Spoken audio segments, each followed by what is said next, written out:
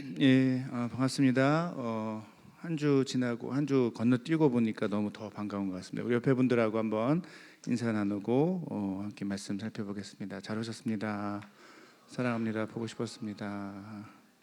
잘 지내셨죠? 예, 또 날씨가 좀 오늘은 어떤지 모르겠는데 좀 추워져서 또 아프신 분들도 많이 있을 텐데 건강 회복하시고 또 은혜 가운데 승리하시기를 부탁드립니다.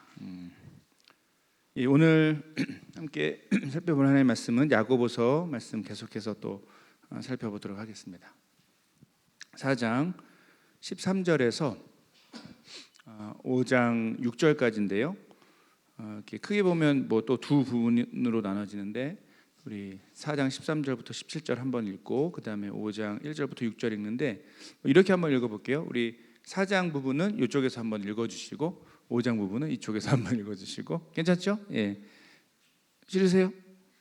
괜찮죠? 예, 이쪽 4장 그 다음에 5장 우리 4장 13절부터 17절 먼저 읽겠습니다. 시작.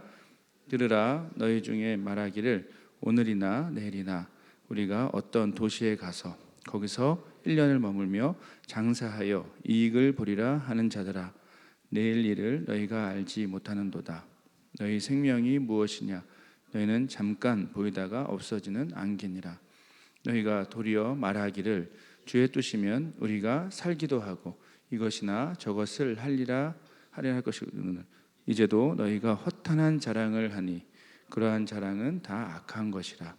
그러므로 사람이 선을 행할 줄 알고도 행하지 아니하면 죄니라. 이쪽 5장 1절부터 6절입니다. 시작. 들으라 고생으로 말미암아 울고 통곡하라. 너희 재물은 썩었고 너희 옷은 좀 먹었으며 너희 금과 은은 녹이 슬었으니 이 녹이 너희에게 증거가 되며 불같이 너희 살을 먹으리라. 너희가 말세에 재물을 쌓았도다. 보라 너희 밭에서 추수한 품꾼에게 주지 아니한 삭시 소리 지르며 그 추수한 자의 우는 소리가 만군의 주의 귀에 들렸느니라. 너희가 땅에서 사치하고 방종하여 살육의 날에 너희 마음을 살찌게 하였도다. 너희는 의인을 정죄하고 죽였으나 그는 너희에게 대항하지 아니하였느니라. 아멘. 예, 감사합니다. 그 설교자로서 이렇게 저는 설교할 때 가능하면 이렇게 그 설교 내용 중에 특히나 또 설교를 시작하면서 더더욱 좀 이렇게 그 너무 자극적인 얘기, 좀 부정적인 얘기는 좀 가능한 안 하려고 애를 쓰는데요.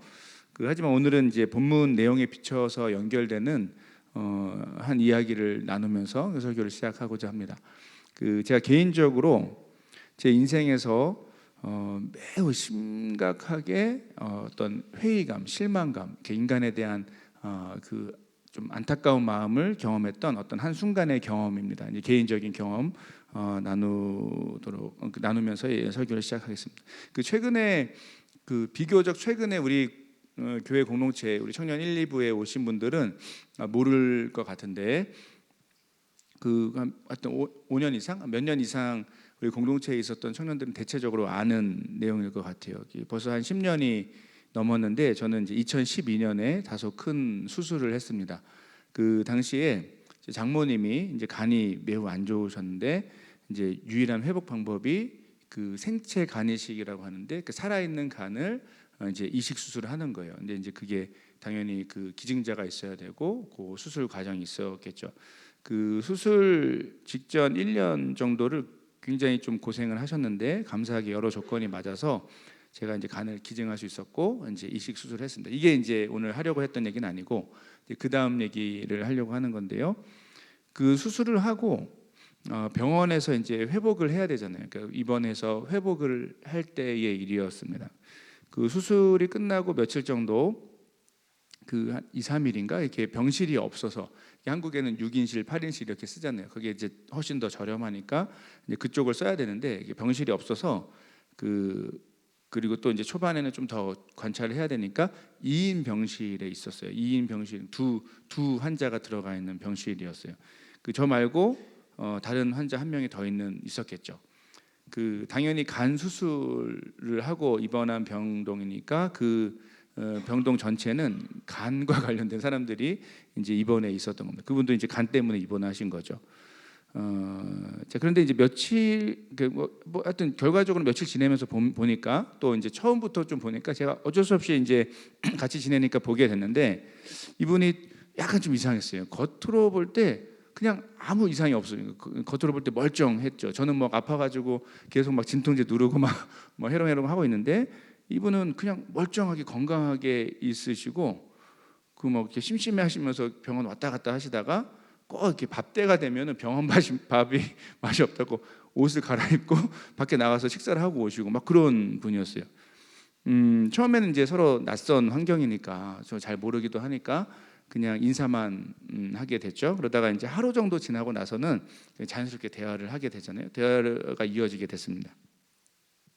뭐 너무 자세한 이야기까지는 못하지만 그래도 뭐 병원에 왔으니까 왜 병원에 입원했는지 하고 있는지 뭐 이 정도는 나누게 된 겁니다. 저는 뭐 조금 전에 설명드린 대로 장모님에게 간을 이제 기증하는 수술을 했고 지금 회복하고 있다라고 설명했습니다. 이제 근데 이제 제 얘기를 하고 그분의 소개와 그분의 이야기를 듣는데 저는 진짜 이렇게 적지 않게 꽤 심각하게 당황하고 놀라게 됐죠.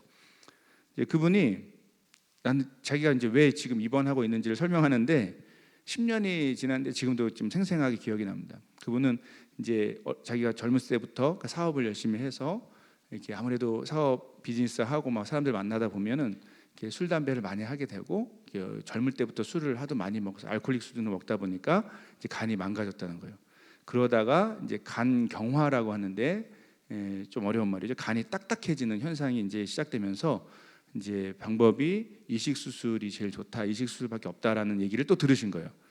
근데 이제 이분이 자기 자녀가 있긴 한데 따님이 한 분 있긴 한데 그 운동하는 친구이기도 하고 부모로서 막 미안하고 자식 고생시키는 게 좀 싫어서 이런 결정, 그러니까 다른 나라에 가서 간 이식 수술을 받았다는 겁니다. 이제 그렇게 수술해서 건강을 회복했는데 또 이제 일상으로 돌아오니까 또 건강해지니까 또 다시 술 이게 한잔 하다가 간이 좀 더 간 수치가 올라가서 좀 쉬려고 이렇게 입원했다는 거예요. 몸 뭐 아픈 데도 없고 말짱한데 좀 쉬려고 간 수치 올라갔으니까 쉬려고 입원을 했다는 겁니다.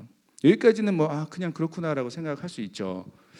그런데 갑자기 이제 그 뒤에 이어서 저한테만 막 속삭이듯이 조용히 좀 뭔가 비밀을 알려줄게 하는 느낌으로 저한테 뭔가를 자랑스럽게 얘기를 하는 그 얘기를 듣다가 제가 굉장히 심각하게 놀란 겁니다.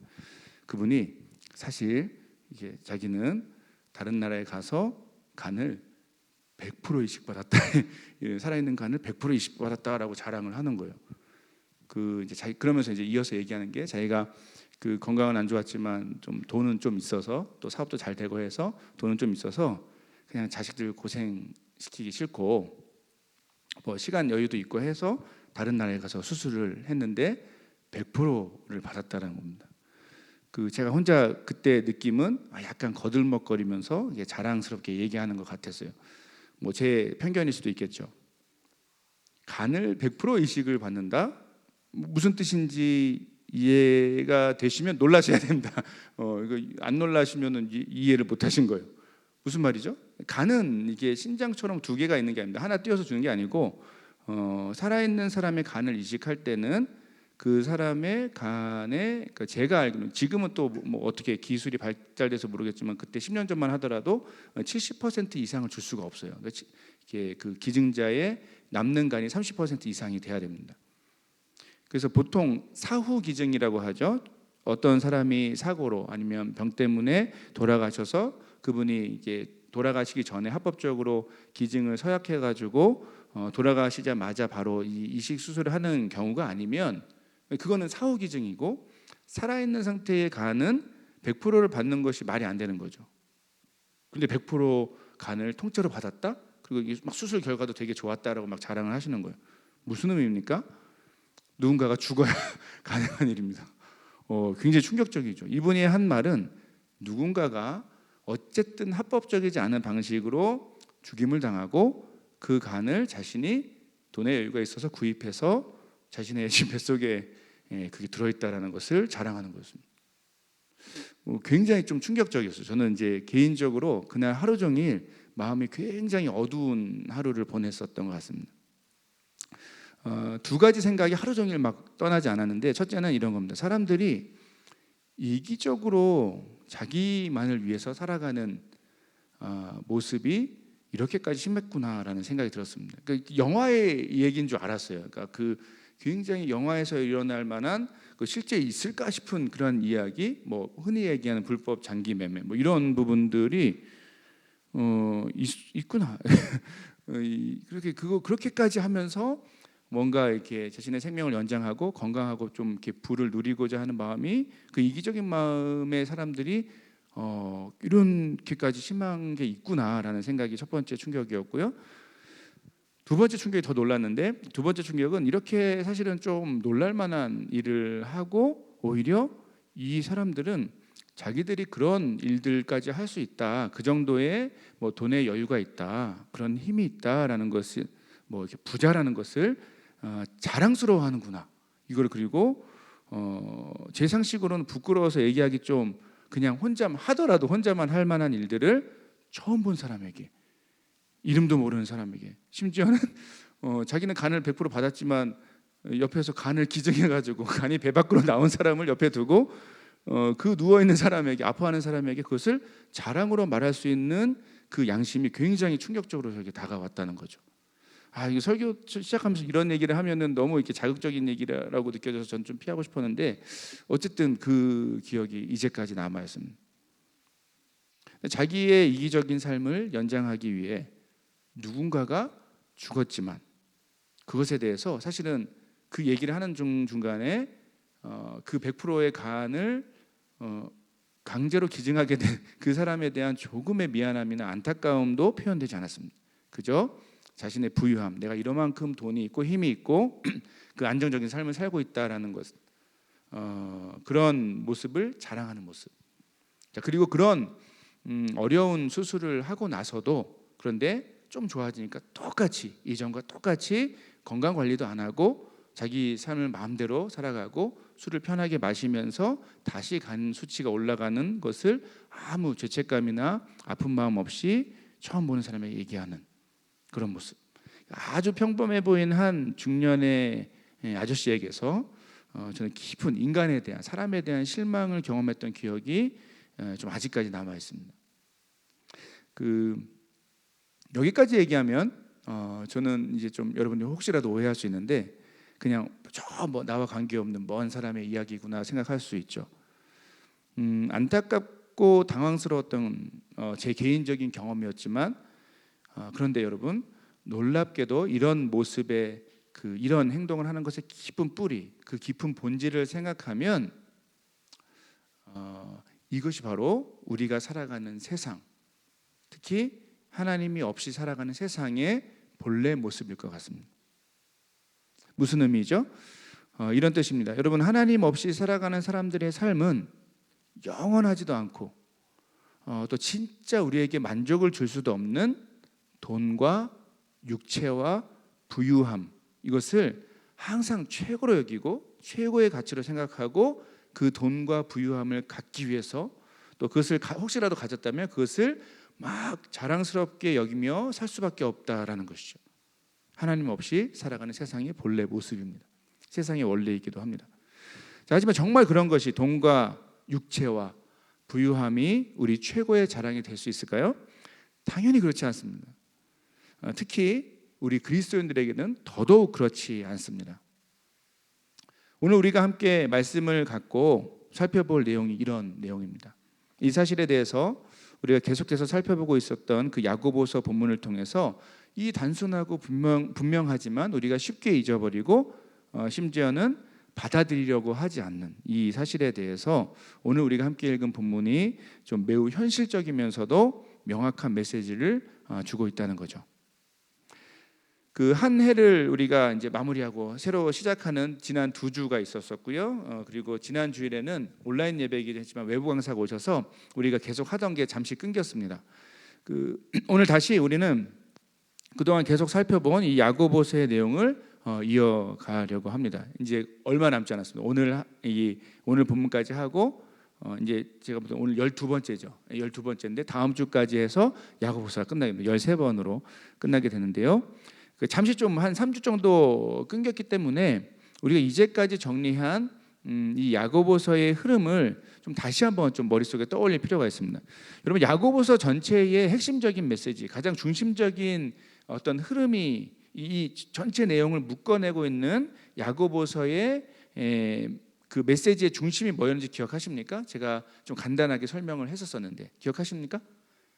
다시 한번 이게 기억을 떠올려 드리면 이런 거예요. 간단하게 말하면 성숙하고 아름다운 그런 그리스도인의 삶을 너희가 사모하고 기대하고 그 삶을 향해서 나아가라는 것입니다. 이게 야고보서의 처음부터 끝까지 한 단어로 이 야고보서를 요약하고 뭘 얘기하는 겁니까? 라고 질문하면 이렇게 한마디로 설명할 수 있어요.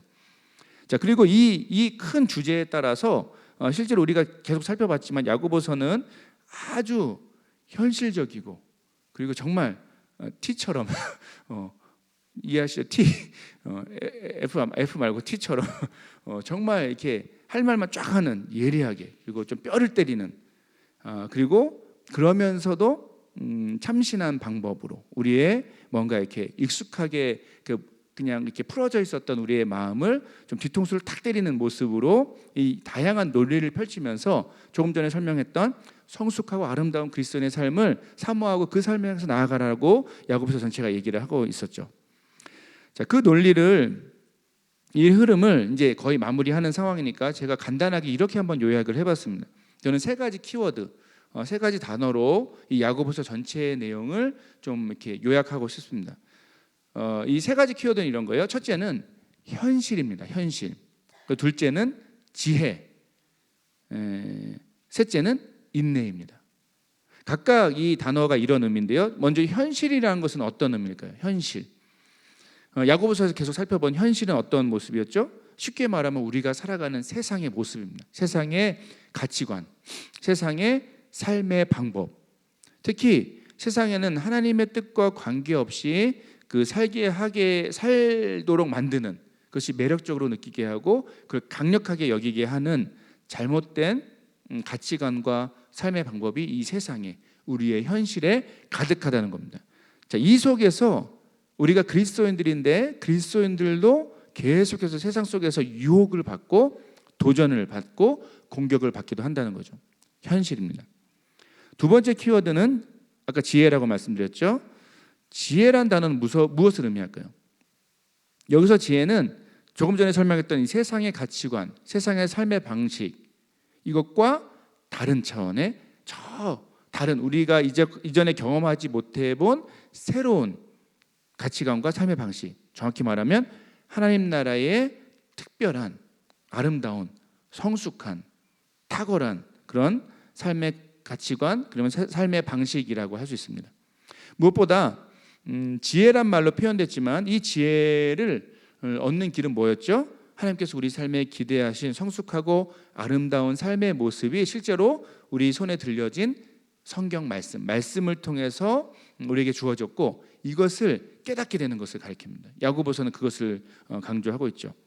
자, 그리고 세 번째 키워드 인내가 있습니다. 이거 다음 주에 좀 더 자세하게 살펴볼 텐데 인내가 필요한 이유는 뭡니까? 이런 거죠. 조금 전에 설명했던 우리가 살아가는 발을 딛고 살아가는 현실, 우리의 삶의 상황 그리고 우리가 완벽하게 경험하지 못했고 아직까지 멀리 있지만 하늘의 지혜, 하나님의 말씀의 특별한 삶 현실과 지혜 사이에서 우리가 살아갑니다. 근데 여기에서 우리의 당연하게 필요한 자연스러운 반응이 뭡니까? 세 번째 키워드 인내라는 것이죠. 왜 인내가 필요하죠?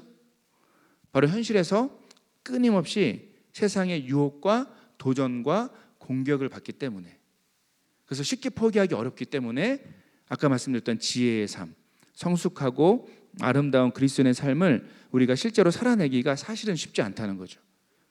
자, 하지만 그럼에도 불구하고 저와 여러분 우리 모두는 어떤 사람들입니까? 그리스도인이라고 한다면 그리스도인들은 어떤 사람들이죠? 안타깝게도 조금 전에 설명했던 이 하늘의 지혜를 어떻게든지 이미 맛본 사람들, 알아버린 사람들입니다. 이걸 알아버렸기 때문에 이것을 무시하기 어려워서 그리스도인이 됐죠. 그리고 이것을 절대 포기할 수 없는 가치인 것을 알게 된 사람들, 깨닫게 된 사람들입니다. 자, 그래서 이 지혜를 따라 살고자 막 애를 쓰고 심지어는 실패하고 무너져도 포기하지 않고 다시 일어나서 이 지혜를 따라서 막 살아가게 되는 것입니다. 이 그리스도인의 삶입니다. 야고보서를 이렇게 이 세 가지 키워드로 요약할 수 있습니다. 야고보서는 어떤 점에서 이 세 가지 단어로 키워드로 대표되는 설명되는 이 논리의 흐름으로 기록되어 있다고 할 수 있어요. 이게 막 교차합니다. 현실, 지혜, 그리고 우리가 막 살아내야 될 인내, 긴장하면서 이것을 살아내야 되는 이 세 가지 포인트, 현실, 지혜, 인내라는 세 포인트를 막 왔다 갔다 하면서 중요한 것은 우리 삶에 실제로 있을 수 있는 다양한 구체적인 고민들을 다양한 각도에서 계속해서 비춰보고 현실, 지혜, 인내의 삶을 이 속에서 이 투쟁하는 이 스트러글하는 그 상황 속에서 그에 대한 이 구체적인 상황에 대한 주님의 마음을 찾아가게 하는 형태라는 것이 이게 야고보서의 구체적인 그 구조라고 할 수 있습니다. 자, 이런 배경과 흐름에서 오늘 본문은 우리 모두가 겪고 있는 현실적인 유혹과 도전의 한 가지 문제를 또다시 한번 꺼내게 됩니다. 뭐죠? 그게 바로 돈과 재물이 최고의 가치와 자랑이 되어 있는 세상의 모습입니다. 어떤 점에서 세상에서는 당연한 상식이 되어 있는 뿌리 깊고 고질적이고 반복적인, 우리가 그리스도인이라 하더라도 평생 피하지 못하고 계속해서 마주하게 될 유혹이라고 할 수 있죠. 돈과 재물, 부유함. 자, 그렇다면 이 문제를 다시 한번, 근데 이거 이미 얘기를 했던 내용인데 이걸 다시 한번 꺼내면서, 특히 이 책을 마무리하는 이 시점에서 이 문제를 다시 꺼내면서 이 야고보서란 책이 최종적으로 강조하고 싶었던 메시지는 무엇이었을까요? 여러분, 오늘 본문을 이해하는데 이전에도 좀 강조했듯이 조심할 부분이 있습니다.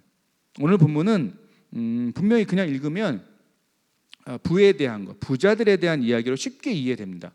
맞아요, 부자에 대한 이야기입니다. 자, 그런데 본문에 지금 부자는 돈을 갖고 있고 부유하다는 것은 그 자체로 잘못된 것이다 라고 성경이 말하려고 했던 것일까요?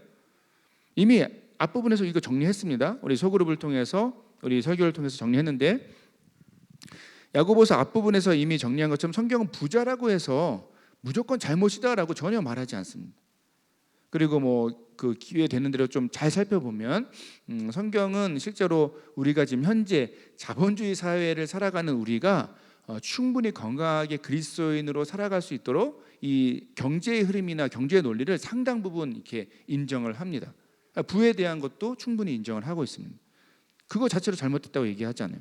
자, 하지만 우리 오늘 본문에서 그리고 야고보서에서 나오는 부에 대한 이야기, 거기에 있어서 전제로 생각해야 할 것이 있는데, 거기서 말하는 이 본문에서 말하는 전제는 하나님과 관계없이, 하나님과 상관없이 부자의 삶을 살고자 하는 인간적인 욕망입니다.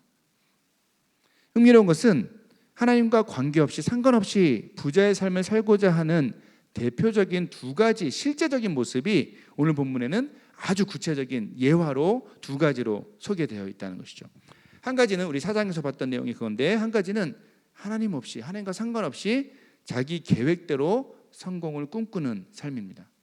그리고 다른 한 가지는 5장의 내용이죠. 다른 한 가지는 하나님을 두려워하고 하나님을 사랑하지 않기 때문에 다른 사람에게 피해를 주면서까지 내 기쁨과 내 즐거움과 내 부를 누리고자 하는 삶이죠. 두 가지 케이스가 오늘 본문에 잘 소개되어 있습니다.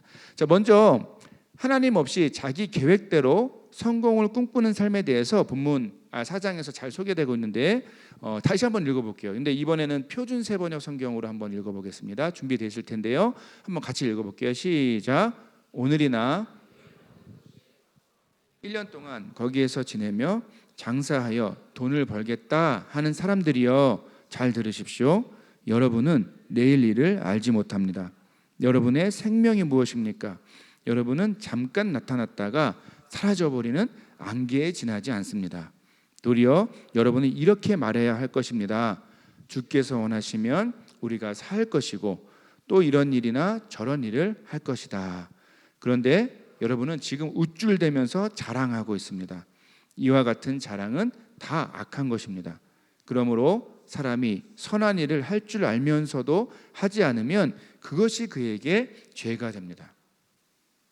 그 13절의 첫 구절에 소개되어 있는데 이 내용은 말 그대로 어떤 사람이 이 비즈니스 계획을 하는 것입니다. 하고 있는 거죠. 뭐 어렵지 않습니다. 잘못입니까? 당연히 문제가 없습니다. 비즈니스를 잘 계획해가지고 가는 거 마땅히 해야 될 일이고 그리고 권장할 만한 지혜로운 어떤 삶의 모습이죠. 그런데 이 사람의 문제가 무엇입니까? 13절만 봐서는 알 수 없고 그 뒤에 이 사람에 대한 소개가 설명이 이어지죠. 이 사람의 문제는 비즈니스 계획을 하는 것이 잘못이 아니라 16절에서 설명하는 것처럼 이 사람이 하나님 없이 하나님과 관계없이 자기의 능력과 계획, 자신감을 확신하고 있는 것입니다. 특히 17절에 나오는 선한 일이라는 표현이 있죠. 이 선한 일이라는 것은 성경 전체의 맥락에서 보면 하나님과의 관계 속에서 하나님이 기뻐하시는 일들을 하는 것을 가리킵니다. 그러니까 하나님을 기쁘시게 하는 것이 어떤 삶일까라는 것을 고민하고 그것을 선택하는 삶과 관련되어 있죠. 근데 이 사람의 문제는 뭐죠? 하나님에 대한 감각 자체가 없습니다. 상관없습니다. 그런 생각 자체가 없습니다. 그래서 자기 계획과 생각만 있고 정말 하나님이 기뻐하시는 일은 뭘까에 대한 아무 관심이 없는 것입니다. 자, 중요한 것은 이렇게 살아가는 삶이 얼마나 허무한지 본문이 오늘 이 부분에서 소개하고 있다는 것이죠. 14절에 설명하고 있듯이 우리는 내일 일을 알지 못하고 심지어 우리 생명 자체가 잠깐 나타났다가 금방 사라져버리는 안개에 지나지 않다라는 것, 이것이 본문의 논리입니다. 여러분 안개를 다 경험해 보셨죠? 온 세상을 정말 무섭게 꽉 채우다가 해가 비치면 흔적도 없이 사라지는 것이 안개입니다. 실체가 없어집니다.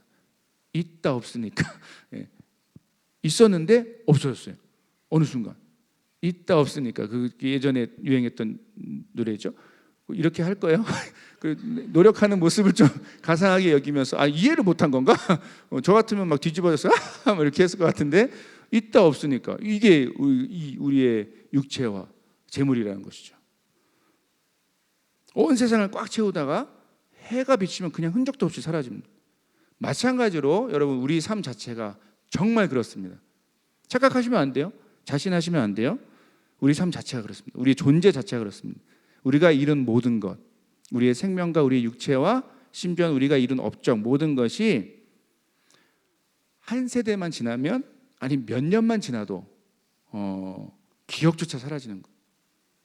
목회자도 이게 목사님 없으면 막 난리 날 것처럼 생각하다가 사임하고 한 2달 지나면 이름도 까물까물한 순적도 없이 사라지는 모든 것이 그럼 이게 세상의 원리고 우리가 이미 경험하고 있고 알고 있는 진리이기도 합니다.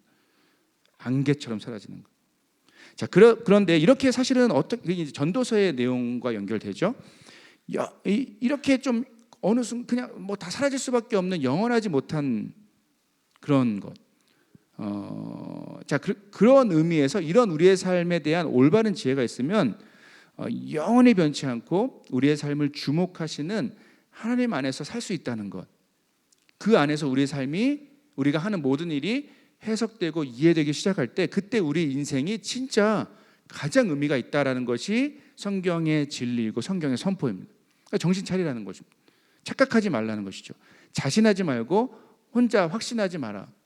교만하지 마라. 이게 이제 성경의 내용이 되는 것이죠. 이런 분명하고 확실한 너무 명확한 진리를 제대로 모르고 그냥 계속해서 눈앞에 보이는 돈만 바라보며 사는 것. 더 나아가서 그런 세상의 가치관을 혼자 막 자랑스럽게 여기면서 난 그것을 어떻게든 갖고 있다, 가질 거다, 이뤄냈다, 난 힘이 있다, 능력 있다라고 자랑스럽게 여기면서 사는 것은 본문에서 말하면 참 어리석은 일이라는 것이 오늘 본문의 첫 번째 포인트가 됩니다. 이게 실제로 전도서의 메시지이기도 하죠. 세상의 모든 것이 헛되지만 전도서에 우리 이 수련회 때 오신 분들은 이미 들었지만 그 세상의 모든 것이 헛되다. 그래서 아무 의미 없다 이걸 얘기하는 게 전도서입니까? 아닙니다. 모든 것이 헛되지만 모든 것이 눈에 보이다가도 사라지지만 안개처럼 사라지지만 영원한 하나님 안에서 살면 안개같이 사라지는 우리의 인생의 모든 것이 우리의 존재가 진짜 생명과 소망, 영원한 생명과 소망을 찾게 된다는 것. 이게 전도서의 메시지죠. 오늘 본문과 연결되어 있는 굉장히 중요한 포인트입니다. 자, 다음으로 본문은 하나님과 관계없이, 하나님과 상관없이 부자의 삶을 사는 두 번째로 이제 구체적인 예를 보여주는데 이런 삶입니다. 한마디로 요약하면 하나님을 모르기 때문에, 그래서 하나님을 두려워하지 않기 때문에, 하나님 얼마나 무서운지를 생각하지 않기 때문에 다른 사람에게 막대하고 다른 사람에게 피해를 주고 다른 사람의 삶을 망가뜨리는 그런 삶을 소개하고 있습니다. 5장 1절부터 6절도 우리 표준 세번역 성경으로 다시 한번 읽어볼게요. 시작. 부자들은 들으십시오. 여러분에게 닥쳐올 울며 부르짖으십시오. 여러분의 재물은 썩었고 여러분의 옷가지는 좀이 먹었습니다. 여러분의 금과 은은 녹이 슬었으니 그 녹은 장차 여러분을 고발하는 증거가 될 것이요 우리가 같이 여러분의 살을 먹을 것입니다. 여러분은 마지막 날에도 보십시오. 여러분이 여러분의 밭에서 곡식을 벤 일꾼들에게 주지 않고 가로챈 품삯이 있습니다. 그래서 일꾼들의 아우성 소리가 만군의 주의 귀에 들어갔습니다. 여러분은 이 땅 위에서 사치와 쾌락을 누렸고 사륙의 날에 마음을 살찌게 하였습니다. 여러분은 의인을 정죄하고 죽였지만 그는 여러분에게 대항하지 않았습니다.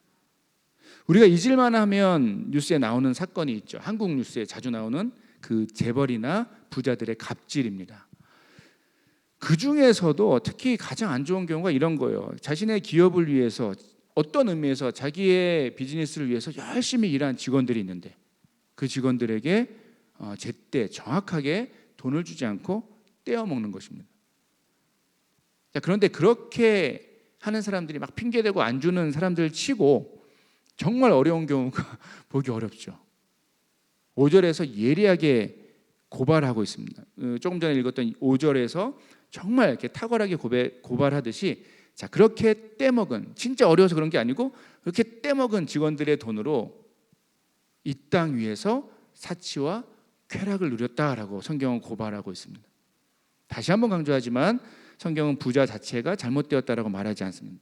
자, 그런데 부자들, 특히 많은 것을 갖고 있기 때문에, 이미 갖고 있기 때문에 기회와 힘까지 가져서 그렇게 갖고 있는 사람은 비교적 그 유혹받을 확률이 훨씬 더 높습니다. 그게 힘이 없는 사람들은 그럴 기회가 없다면, 그게 힘이 있는 사람들은 다른 사람의 기회와 재물을 얼마든지 빼앗을 수 있는 가능성도 같이 높아집니다. 지금 이 현대 사회도 마찬가지죠.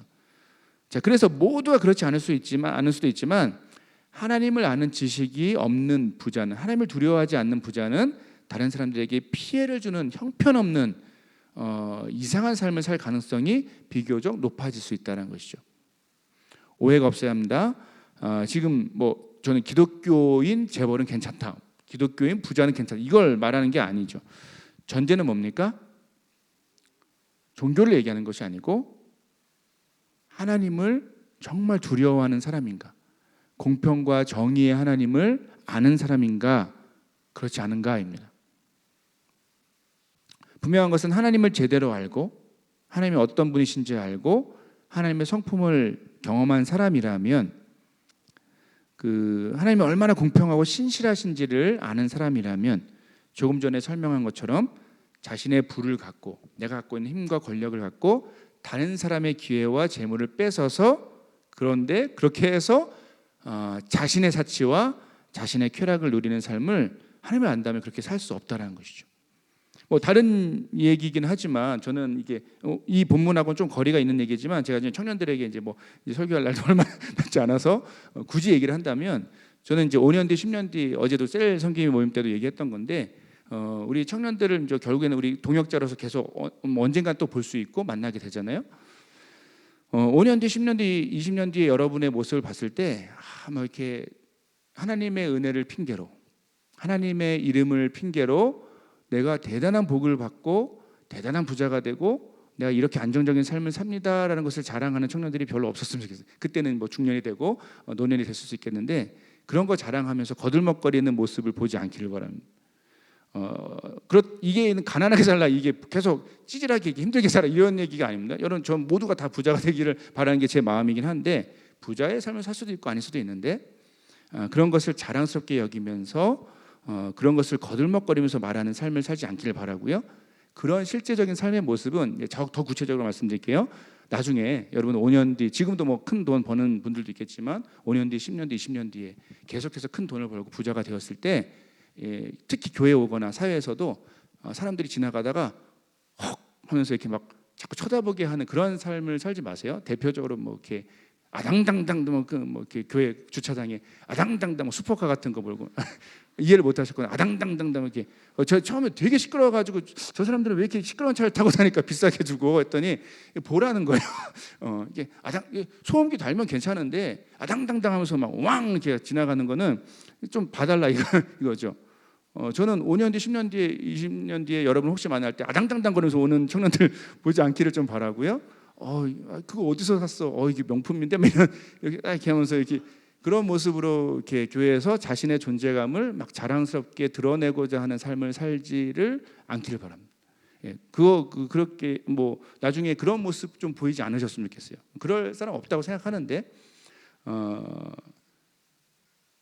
뭐냐면 이걸 훈련하는 것이죠.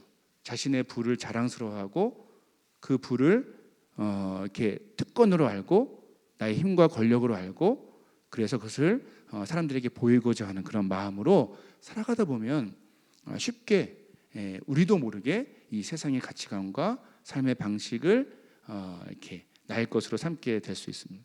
우리는 아까 말씀드렸듯이 이 현실과 지혜 사이에서 계속해서 고민하고 싸우고 스트럭을 해야 됩니다.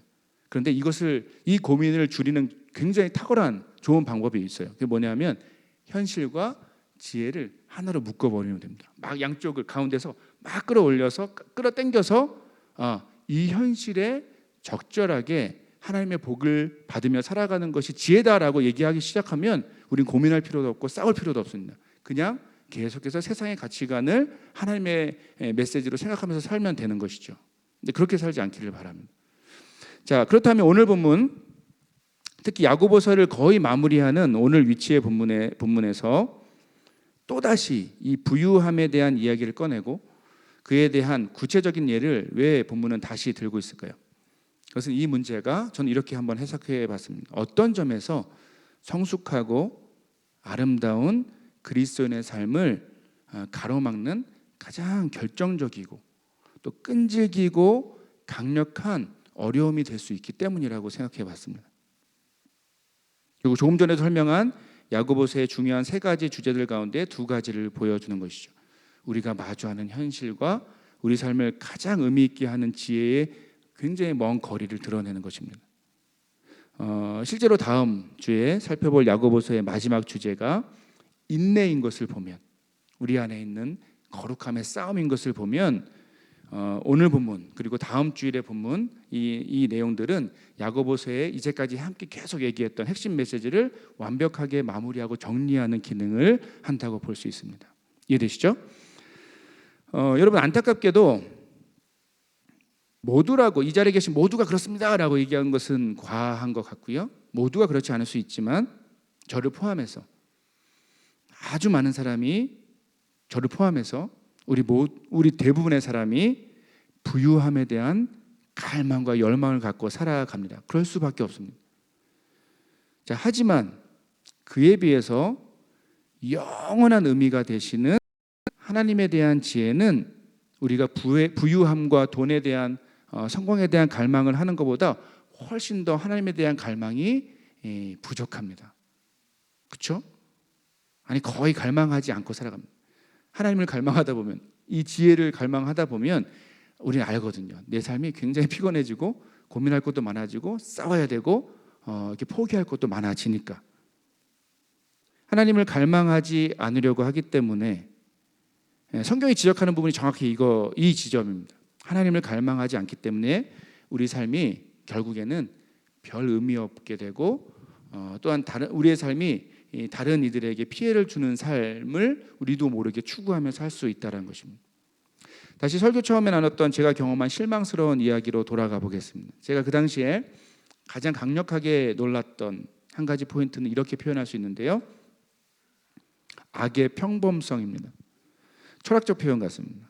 근데 악의 평범성 무슨 뜻일까요? 악이 평범하다는 것이죠. 자, 이런 거예요. 인간적으로 볼 때도 매우 수치스럽고 부끄러운 일을 아주 지극히 평범하고 우리 주변에서 아주 쉽게 볼 수 있는 한 분에게서 볼 수 있게 되었다는 것입니다. 누가 봐도 거부감을 느낄 만한 이상한 사람이 아니었습니다. 눈에 띄게 범죄자의 얼굴을 한 사람도 아니었습니다. 지극히 우리 이웃에서 우리 주변에서 아주 가깝게 볼 수 있는 젠틀하고 멋져 보이는 한 중년의 아저씨에게서 멀쩡한 사람에게서 어떻게 보면 저는 개인적으로는 죄송한 표현인데 구역질 나는 뻔뻔함을 보게 되어서 제가 참 슬펐던 10년 전의 경험입니다. 여러분, 저는 그냥 10년도 훨씬 전에 지금 그때 이름도 몰랐고 지금도 얼굴도 기억이 안 나는 한 이틀 정도 한 병실에서 있었던 제가 모르는 그 누군가를 그냥 무조건 비판하려는 뜻이 아닙니다. 이런 목적이 전혀 아닙니다. 어떤 점에서 매우 무섭고 또 경계할 수밖에 없는 것은 이것이죠. 여러분, 하나님을 제대로 알지 못하고 세상의 가치관을 따라서 분별 없이 그냥 편하게 살다 보면 우리들 중 누구든지, 이 자리에 있는 여러분, 저와 여러분, 우리 중에 누구든지 영원하지 않을 그 몸과 육체와 모래가루 같은 돈을 자랑스럽게 여기고 거기에 모든 것을 투자하며 사는, 정확히 말해 그것들만을 갈망하며 살다가 다른 이들에게 피해를 주고 의미 없는 삶을 살기가 쉽다라는 것입니다. 이게 우리가 두려워하고 무서워해야 하는 내용이죠. 하지만 여러분, 여러분의 목회자로서 간절히 제가 부탁하는 것은, 그리고 여러분을 위해서 또 기도하는 것은 저와 여러분이 그런 허무하고 어리석고 별 볼 일 없는 자랑스럽지 않은 삶을 살지 않기를 바란다는 것입니다.